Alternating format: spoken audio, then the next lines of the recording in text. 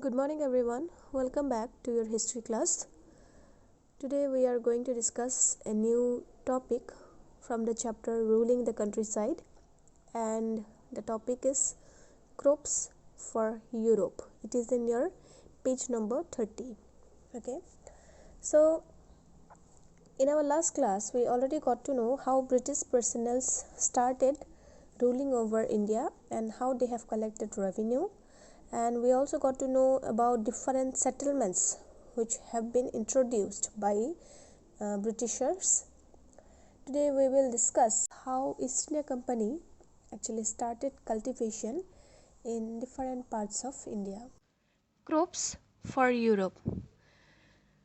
East India Company soon realized that the countryside could not only yield revenue, it could also grow the crops that Europe required.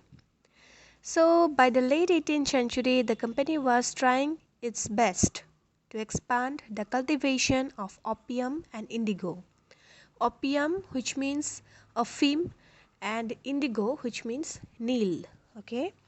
In the century and a half that followed, the British persuaded or forced cultivators in various parts of India to produce other crops that are like jute in Bengal, tea in Assam, sugarcane in the United Provinces, that is now in Uttar Pradesh, wheat in Punjab, cotton in Maharashtra and Punjab, and lastly rice in Madras. So here we can see that the British used a variety of method to expand the cultivation of crops that they needed.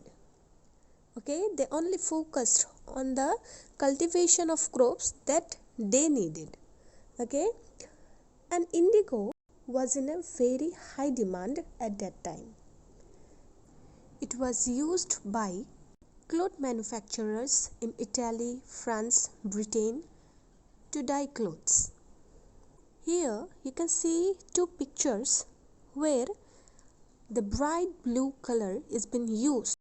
One is a kalamkari print of 20th century India, and on the right it is a floral cotton designed and produced by William Morris, a famous poet and artist of 19th century Britain.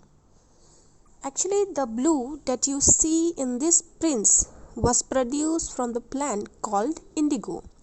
It is likely that the blue dye used in Morris prints in 19th century Britain was manufactured from indigo plants cultivated in India. The indigo plant grows primarily in the tropics. As I said before, by the 13th century, Indian indigo was being used by cloth manufacturers in Italy, France, Britain to dye clothes. However, only small amount of Indian indigo reached the European market and its price was very high. The European cloth manufacturers therefore had to depend on other plant called wood to make violet and blue dyes. Being a plant of temperate zone, wood was more easily available in Europe. It was grown in northern Italy, southern France and in parts of Germany and Britain. Worried by the competition of indigo, wood producers pressurized the government to ban the import of indigo. But the cloth dyers, they actually preferred indigo as a dye. Indigo produced a rich blue color, whereas a dye from wood was pale and dull. And that is why by the 17th century, the European cloth producers persuaded their government to relax the ban of indigo import. They also focused on indigo plantation, and it came up in many parts of North America. By the end of 18th century, the demand for Indian indigo grew further.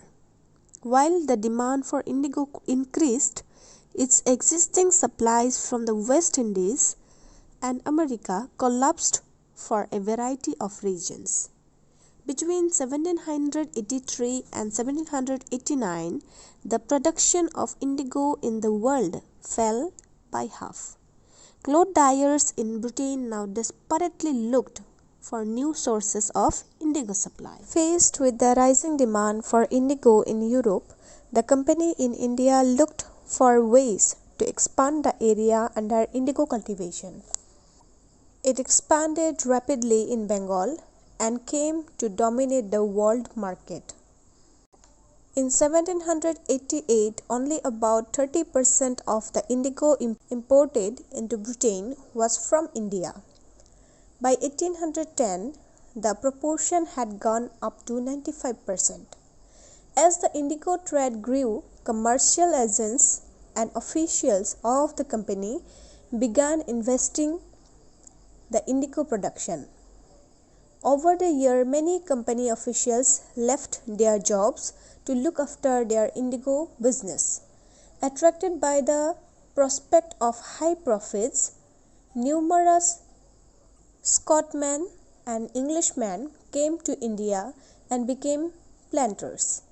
Those who had no money to produce indigo could get loans from the company and the banks that were coming up at the time. Now the question is, how was indigo cultivated? There were two main systems of indigo cultivation, niche and roti. Within the system of niche cultivation, the planters produced indigo in lands that he directly controlled. He either bought the land or rented it from other zamindars and produced indigo by directly employing hired laborers. But the planters found it difficult to expand the area under niche cultivation. Indigo could be cultivated only on fertile lands, and these were all already densely polluted. Only small plots scattered over the landscape could be acquired. Planters needed large area in compact block to cultivate indigo in plantations.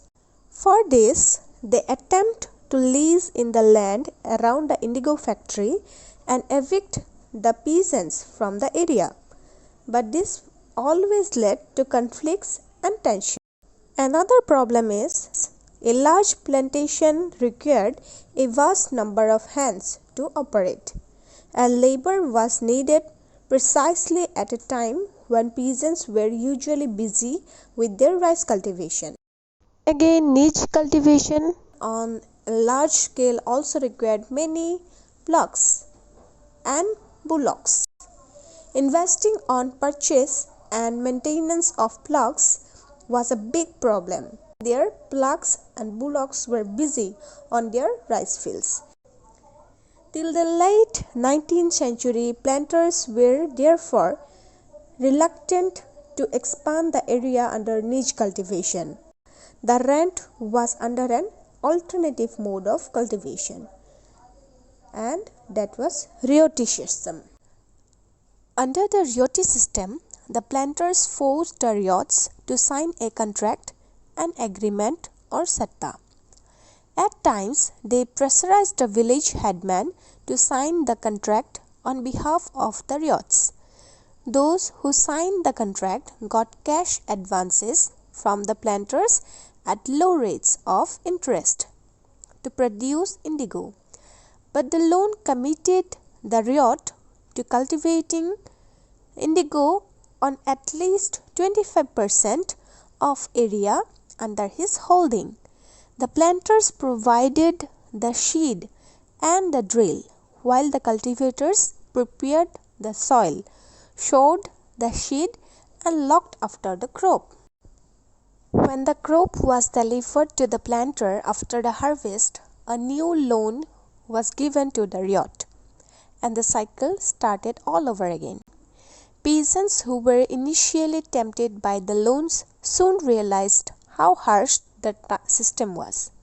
They received very little price for indigo production, and the loan cycle never ended. There were other problems too. The planters usually insisted that indigo be cultivated on the best soils, in which peasants preferred to cultivate rice. Indigo, moreover, had deep root and it exhausted the soil rapidly. After an indigo harvest, the land could not be sown with rice.